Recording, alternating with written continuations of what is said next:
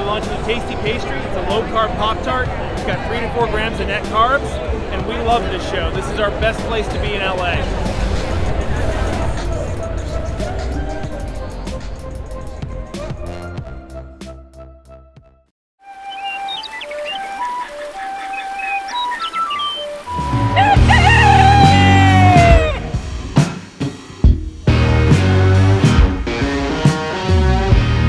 Welcome back to Legendary Foods Muscle in the Morning. I'm Dave Palumbo, and today is Monday, July 19th, 2021. And let's find out what's going on in the world of bodybuilding and fitness. There are too many universal truths in this world, but Monday, being International Chest Day, is definitely one of them. And if you need motivation to celebrate your Monday in style, Shawn Rhoden's got you covered. In this video of Shawn training chest with Standalongu, it looks like Shawn's carrying around size like he was a few years ago when he was prepping for the Olympia. And that version of him ended up being one of the most impressive physiques of the last decade.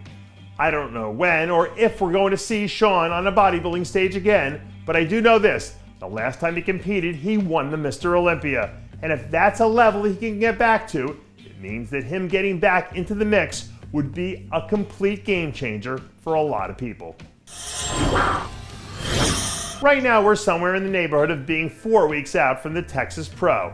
And if you're a Logan Franklin fan, you might want to get your tickets now while you still can, because it looks like this man is about to put on a show.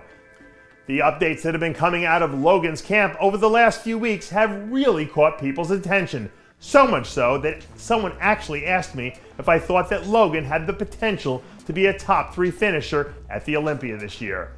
In the 2 times that we've seen him compete in classic physique, he's been absolutely lights out. And now that he's had another full off season to grow into the division, it should be fun to see what that translates to when he's up there competing at the highest level. I know people like to say that imitation is the best form of flattery. But if anyone out there is thinking of imitating Issa Passini, they may want to go easy, because trying to operate at that level isn't for amateurs. Since the Bikini International lineups were released a few weeks ago, the former Olympia champ has been training like a complete savage, and she is starting to look more and more like the athlete we saw dominate this division 2 years ago. When Issa's at the top of her game, she can be damn near unbeatable. And if that's the Issa who shows up in Columbus, locking up her 2nd straight title is almost a sure thing. Well, it looks like things just got real for all the athletes who are getting ready for the Classic Physique Olympia, because as of last week, your reigning and defending 2-time champ Chris Bumstead is officially back in Terminator mode.